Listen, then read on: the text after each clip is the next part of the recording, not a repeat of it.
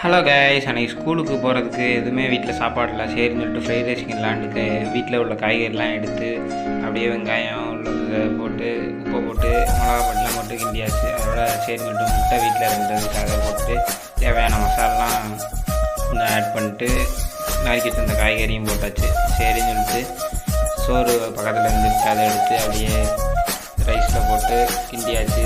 அப்படியே நல்லா கலர்ஃபுல்லாக இருந்துச்சு. சரின்னு சொல்லிட்டு எடுத்து சாப்பிட்டு பார்த்தேன், சூப்பராக இருந்துச்சு. பாய்.